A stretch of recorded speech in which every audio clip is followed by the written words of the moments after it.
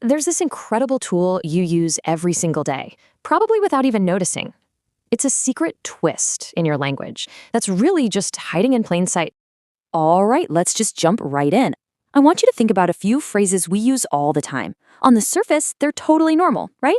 But if you really stop and think about them, they don't literally make any sense. So what's going on here? What's this invisible trick that lets us understand things that, if you take them word for word, are just, well, they're nonsense? Let's look at what I mean. Really think about these. He is a lion. No, he's not. He's a person. The White House issued a statement. A building can't talk. And all hands on deck? We need the entire sailor, right? Not just their hands. And yet we get it. Instantly. There's some kind of shared secret going on. So, what do we call this little bit of linguistic magic we're all performing all the time without even thinking about it? Well, let's pull back the curtain. The answer, in one simple but really powerful word, is a trope. This is the key. It's the thing that unlocks the weird hidden logic of all those phrases we just looked at. And this isn't just some new idea. If we want to get a little more formal for a second, the rhetorician Tomaszewski said tropes are devices for changing the basic meaning of a word. And that's really the heart of it.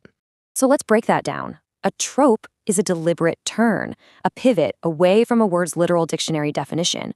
In fact, the word trope itself comes from the Greek word tropos, which literally means turn. And I think that's a perfect way to think about it. We're literally turning the meaning of a word to create a totally new effect. Okay, so now that we know what a trope is, let's go back to our original examples and figure out exactly what kind of turn each one is making. First up, he is a lion. This is a classic metaphor. We aren't literally turning a man into a big cat. What we're doing is turning the meaning of lion into a bunch of characteristics, bravery, fierceness, leadership, and we're applying them directly to him. Next, the White House issued a statement. This one's a metonymy. Here, we substitute a thing, the building itself, for the concept it's super closely associated with, the U.S. presidential administration.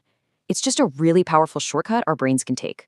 And our third one, all hands on deck. This is a synecdoche. This is a cool one.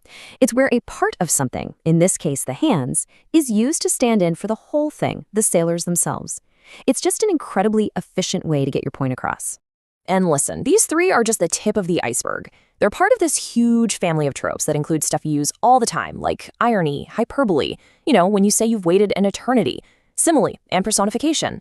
It's a whole toolbox for turning meaning upside down to create some kind of effect. Okay, so we've seen a few individual tropes at work, but let's zoom out for a second and try to understand why this whole concept is so darn important. And this brings up a really important question. You might be thinking, okay, so if a trope is just a fancy way of using words, does that mean any figure of speech is a trope? And the answer is no, actually. The distinction is really key. This right here is the crucial difference. Tropes, like we've been saying, change a word's fundamental meaning, but they have these cousins called schemes. Schemes don't mess with the meaning. They just play with the arrangement or the sound of the words. Think of alliteration, like Peter Piper picked a peck. The words are just arranged to sound cool, but their literal meanings don't change one bit.